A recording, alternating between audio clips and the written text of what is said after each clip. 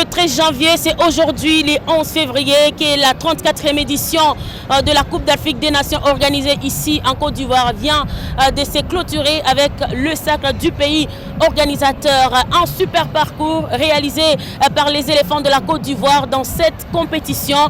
Pourtant, les éléphants qui étaient donc récupérés comme meilleurs perdants dans cette compétition vient de faire, contre toute attente, un parcours élogieux, un parcours extraordinaire en battant d'abord le tenant du titre qui est le Sénégal et puis en allant écarter la République démocratique du Congo pour enfin arracher cette victoire devant une équipe joueuse du Nigeria. L'ambiance était totale ici au stade Alassane Ouattara.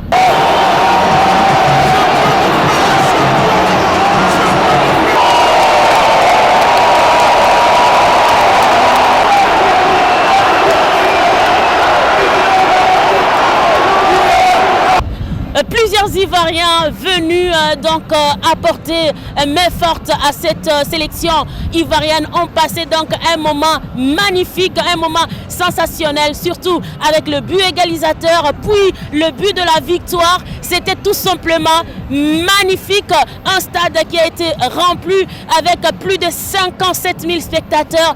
C'était tout simplement fantastique. Félicitations, le match est formidable. Merci à vous, merci au président, merci à tout le stade. On est ému déjà.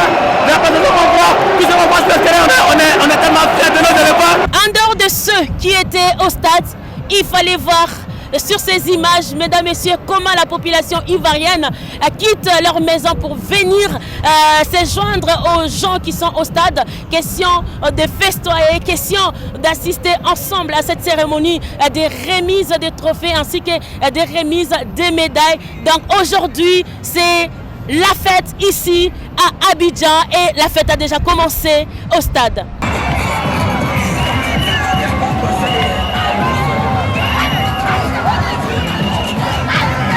Le Nigeria peut donc nourrir des regrets après avoir commencé de la plus belle des manières cette affiche. Malheureusement, il a plié après son premier but. Ils ont reculé et voilà, les éléphants en ont profité pour marquer, égaliser et puis chercher le but victorieux. Donc la CAN 2023 appartient désormais à l'histoire avec cette 3e étoile des éléphants de la Côte d'Ivoire. Ça a été un plaisir pour moi de vous servir depuis le début de cette compétition, en commençant par San Pedro, Yamoussoukro, ainsi qu'à Abidjan, sans oublier Bouaké. C'était donc Florence Zaina pour les comptes de Dynamique Radio et Télévision.